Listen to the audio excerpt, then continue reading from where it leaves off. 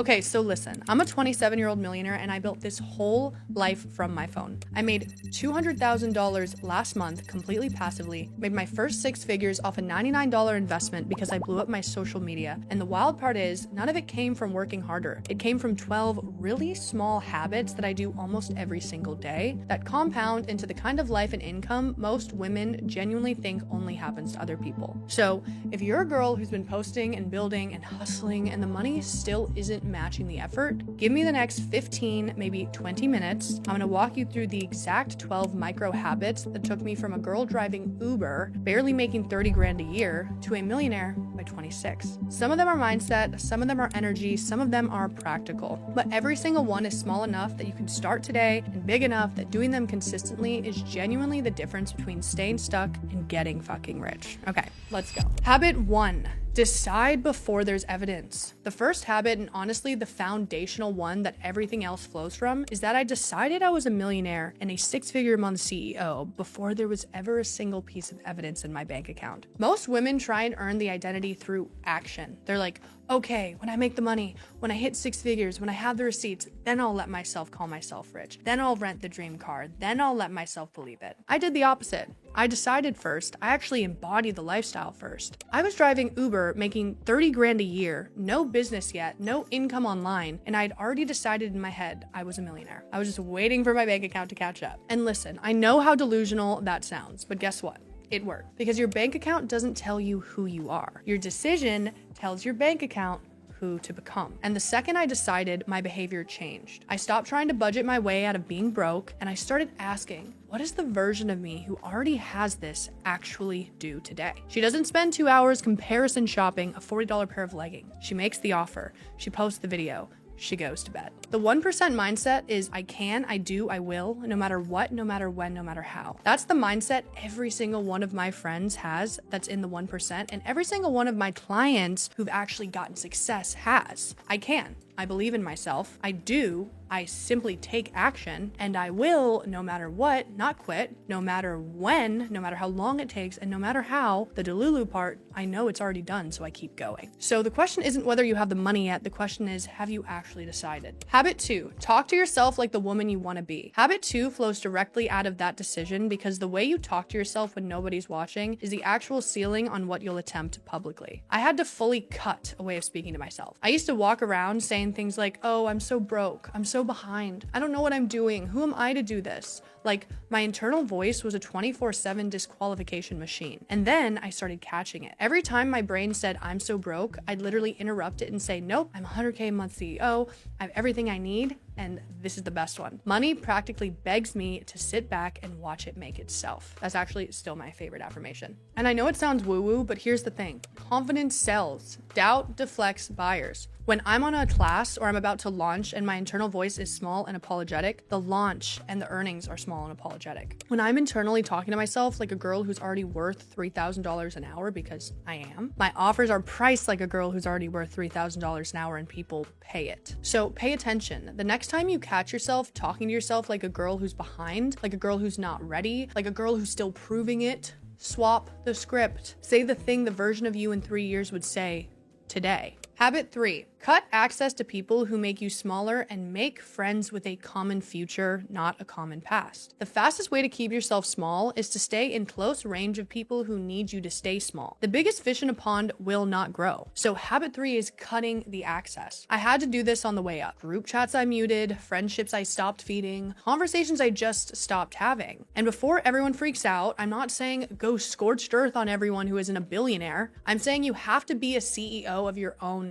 bandwidth. Because here's what nobody tells you about one persistently draining presence in your daily life. It's not just the moment of friction, it's that for the next 3 hours your nervous system is regulating instead of creating. You're recovering from a 5-minute phone call when you should be making content. And I noticed this the moment I started spending more time around people who were already where I was going. Suddenly the things I thought were unrealistic were just like, oh, that's Tuesday for them. You have a multi-million-dollar company, that's normal? Yeah, it's normal. And the second normal moves, your effort moves with it. So look at your week. Who do you spend the most time with? Are these people pulling you up to where you're going, or are you dragging them along while you try to climb? If it's the second one, you don't have to make a scene, you just have to start protecting your access. Habit 4, protect your morning before anyone else can touch it, and this one is so important. This is the one I'd say almost any woman watching could adopt tomorrow. Protect your morning before anyone else can touch it. Whatever happens in the first 30 to 60 minutes of your day sets the chemistry for everything after. So I have a non-negotiable rule. No inbox, no DMs, no phone, no algorithm before I protected the slot, okay? I get up, I move my body, I journal, and honestly, journaling 3 pages a day is really good for unlocking your inner artist and creativity. I drink water, I might pray, I give gratitude for what I have, and I do not let a single notification touch my brain before I've decided what kind of day I'm having. Every time I don't do this, my day is shit. Because the second you open Instagram, you've handed your nervous system over to whatever other people decided this morning, and then you're playing catch up to their priorities for the rest of the day. This isn't a wellness habit, it's a revenue habit too. The version of me that shows up at 11 a.m. ready to film, ready to launch, and actually I don't even show up until like 12 or 1. That version of me is decided at 7 and 8 a.m. All right, I always go to the gym first, I sauna, I let my mind have peace. If I let my morning get hijacked, I am a nervous wreck usually, and I'm much more reactive, and your energy really is your ability to make money. You need to keep yourself in peak mental state and calmness, especially as a CEO. So the mornings I scroll first, I'm reactive all day and I make less money. The mornings I protect, I'm magnetic all day and the money shows up. You don't need a 90-minute Stanford bro morning routine. You need 30 minutes that belong to you before the world gets in. And if you actually build your own business, honestly, I do take 3 hours to 4 hours to myself every morning, but you don't do that until you've built the system. So don't think that if you're literally broke and starting from zero, you can do the whole 3 hours, take 30 minutes and work up to the 3 hours. Habit 5. Pour into your brain like it's your number 1 asset. You have to pour into your brain like it's the most expensive asset you own, because it is. Every dollar I'll ever make on the internet is downstream of what I know and how I can say it. So I read, I listen to podcasts, I pay obscene amounts of money to be in rooms with people way ahead of me. 3 months ago, I paid someone's yearly salary to listen to 9 billionaires for 6 days. Tony Robbins, Michael Milken, the Junk Bod King, like real ones. And the one sentence I walked away with from Milken was that what separates people financially isn't race, isn't class, it's access to capital. And capital can now come from putting your face on the internet. That one sentence has earned me hundreds of thousands of dollars because of how I now think about content. Scroll for an hour and you've trained the algorithm.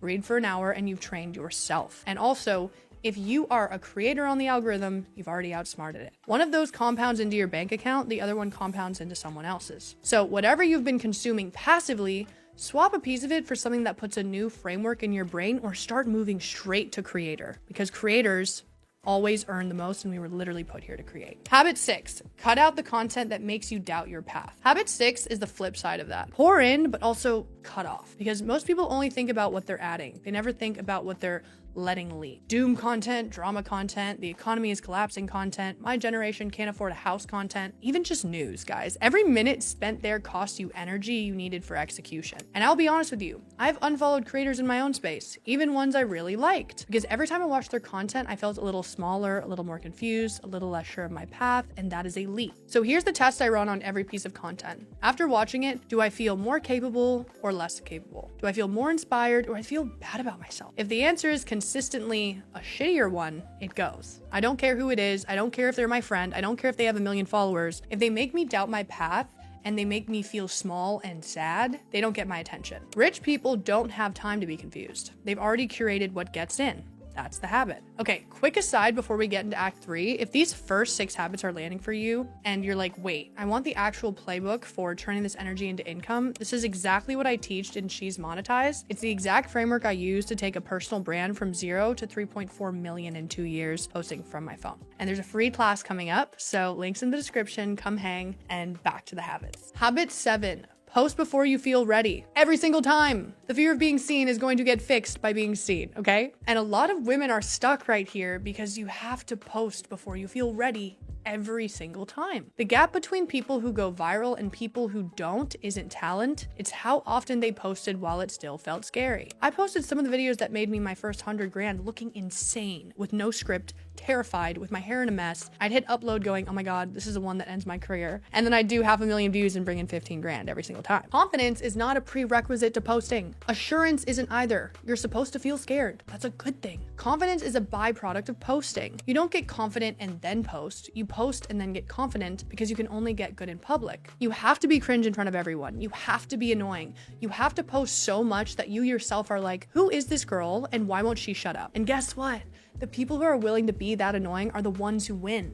Everybody else is sitting on the perfect post in their drafts folder while I'm out here hitting upload on a whim and making 24 grand in 2 days, all right? So whatever you've been sitting on, post it today before you feel ready. Because another thing I want to leave you with is that you are an artist, and in every single artist, there is a piece of them that is trying to keep them from getting their art out, and it will feel like resistance. Resistance will always be there. Your creativity is at war every single day, and the win that you have to get is doing it anyway, even scared, even messy, even imperfect. Habit 8. Treat your personal brand as identity, not strategy. Most people build a brand by copying what's already working. Same hook, same template, same Canva carousel, that does work, all right? But it has a ceiling. Viewers can feel formula. They buy from people who are unmistakably themselves. The girls who blow up are not the ones running the cleanest playbook. They're the ones whose personality is so loud you could pick their video out of a feed of 100 with the sound off. Brand as identity means everything I put out reinforces who I am, not who's currently winning. I'm a Miami cowgirl. I'm feminine coded. I'm a little Delulu. I have a bit of a sailor's mouth. The first thing I ever made real money on was a $97 course about how to sell feed pics on Twitter that did 2 million in 17 months. And I'm not going to pretend otherwise to be more palatable. That combination is not swappable for a competitor. Nobody else is doing exactly that, and that's why the audience is mine and not borrowed. So stop asking what's working in your niche. Ask, what about you is so specific that nobody could copy it if they tried?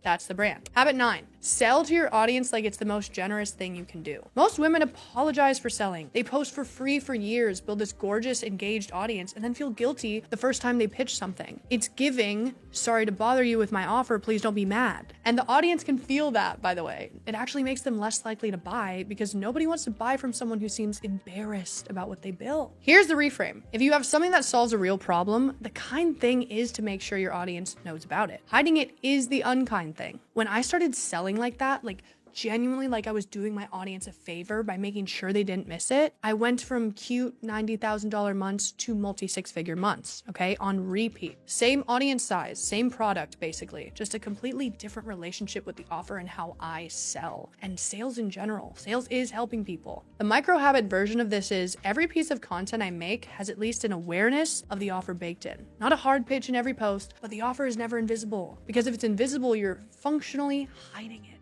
Means you're ashamed of it. And like I said, if you're hiding it, you're saying it's not good enough to be seen, which it is, by the way, so put it out there. Habit 10, pay yourself first even when it's tiny. Okay, so the money is coming in now. Habit 10 is what I do with it, which is I pay myself first. Every single time, even when it's tiny. Most women run their business income like a tide. Money in, money out, nothing accumulates. Lifestyle creeps with revenue. And at the end of the year, they look up and they're like, wait, I made 300 grand, where is it? And the answer is everywhere except the savings account. So, my system and why I even teach taxes inside of my program is a fixed percentage of every dollar that comes in goes somewhere I cannot easily touch. Even if it's $50 a week to start, I don't care about the amount, I care about the identity reinforcement. Every single transfer is a vote that I'm a person who keeps money, not just a person who spends it. And listen, I am somebody who spends it, all right? I spend like 30 to 40 grand a month, but that's still below my means. I am not the budget girl, but the percentage that gets paid first to me, that's untouchable. Because the version of me that doesn't have that account is just a girl with a vibe and no foundation, and I'm not interested in being her. Even if your business is making nothing yet, do this with your 9 to 5, $50 a check, whatever. The number doesn't matter, the habit is the asset. Habit 11, invest in rooms you don't yet belong in. And this is a habit that can feel very uncomfortable to do. Trust me, it still can feel uncomfortable for me. But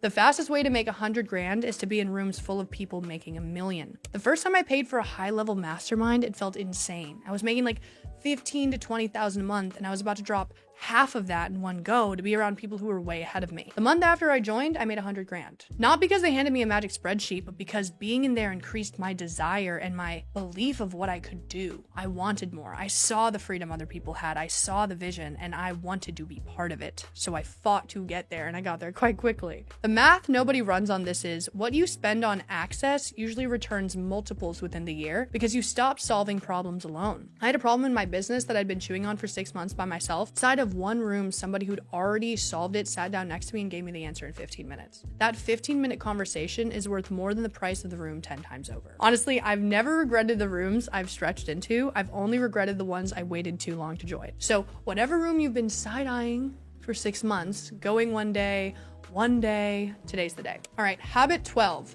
Always trust God's timing and build your kingdom on him. So this, if you take anything from this entire video, take this: the habit that holds the other in place. You have to trust in God's timing and build your kingdom on him more than on your own desires. All right. And I'm going to be real with you. When I became a millionaire last year, I fell into one of the greatest depressions of my life. Not because money is bad, because I had been chasing it thinking, this is the thing that's going to fill me. This is the thing that's going to fix me. And then I got it. And the inside of me was still the same. Every entrepreneur I know who's actually made it has hit this wall. You reach the material outcome and you crash because the human flesh is here for 70 years, okay? And we're not taking any of it with us. Once you really get that, you have to turn to the spirit.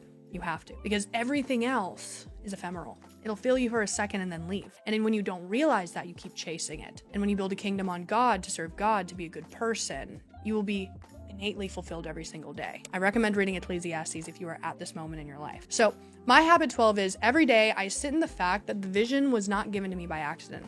The Titanic was made by professionals. The Ark was made by an amateur, but it was a vision given to him by God, and it ended up on top of the mountain, while the Titanic ended up on the bottom of the ocean. The craziest ideas you have, the businesses everyone say won't work, vision that won't go away no matter how many people tell you to be more realistic, that's not a coincidence. That was given to you because you're the only one who can do it. Your job is to trust it harder than you trust the spreadsheet that says it's not the right time, the thoughts in your head that say it's not possible, the people around you that say you can't do that. And when you're called to do something by God, that vision will outlast and the resources will be given to you. When you try to do something with your own will, you'll have to fight up a mountain 10 times harder, and then you still won't feel fulfilled at the top. And the other side of all of this is letting go.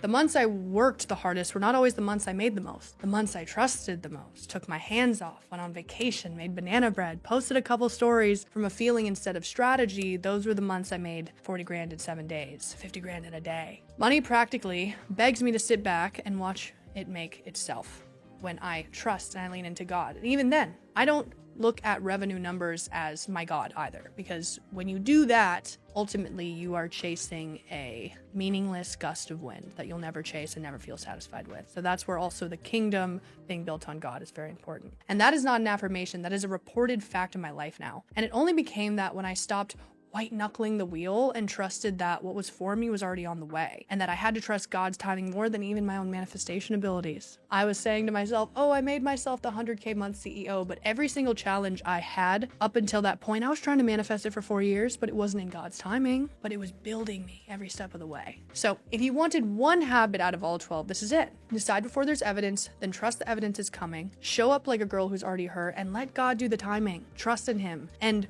make him the center of everything, not the money, not the views, not the validation, because that will always leave you, all right? That's the whole game. So those are the 12 micro habits, but the truth is habits are the surface. Underneath them is a story most women have never heard the full version of. The actual climb from driving Uber to closing 7 figures, what it cost, what changed, and the parts I usually don't talk about on social, okay? So click this video right here because I walk you through every single chapter of how I went from driving Uber to Millionaire by 26, including the launches that nearly broke me, the years I thought I was gonna absolutely be a loser, and the offer that finally cracked it. And the exact decisions that turned the habits in this video into actual money in the bank and joy and fulfillment in the spirit. If today gave you the what, that one gives you the how. I'll see you there. Toodles.